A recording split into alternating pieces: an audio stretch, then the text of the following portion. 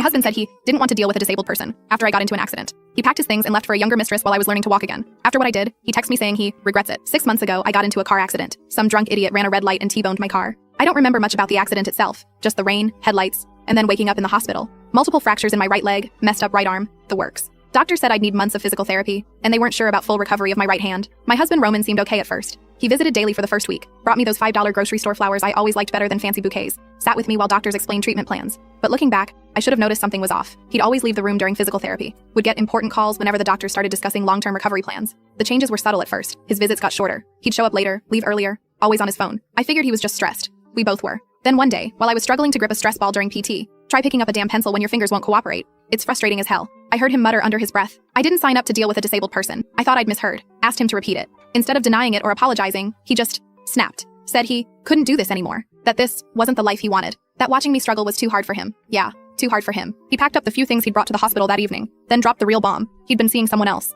Valentina. They connected a few months before my accident. My accident had made him realize life was too short, or some bullshit like that. While I was learning how to walk again, he moved in with her, cleared out our joint account first. $6,400 we'd been saving for car repairs and a vacation. Not a fortune, but it hurt. Here's where karma kicked in. No elaborate revenge needed. Reality hit them both pretty hard. See, Roman had been playing sugar daddy with money we didn't have. Maxed out credit cards taking her to fancy restaurants. Bought designer clothes trying to keep up with her Instagram lifestyle. He'd even told her he owned his condo. He did not. Meanwhile, I moved in with my sister Madeline. The first week, I couldn't even go to the bathroom by myself. Try wiping with your non-dominant hand while keeping balance on one leg. It's a nightmare. Madeline had to help me shower, had to wash my hair for me because I couldn't lift my right arm high enough. I'm 32 years old, and my little sister had to help me put on my underwear. She never complained, but I cried every time. The medical bills were another nightmare. Even with insurance, the co-pays for physical therapy 3 times a week were killing me. Madeline helped where she could, but she's a teacher. It's not like she's rolling in money. I had to dip into what little savings I had left after Roman cleaned out our joint account. Every time I opened another bill, I thought about how he was probably spending money on fancy dates with Valentina while I was choosing between physical therapy and new compression garments for my leg. Last week, the text started, "I miss you, made a huge mistake. Can we talk? Vale doesn't understand me like you do." From mutual friends, I heard the real story. Valentina got tired of his temporary financial difficulties.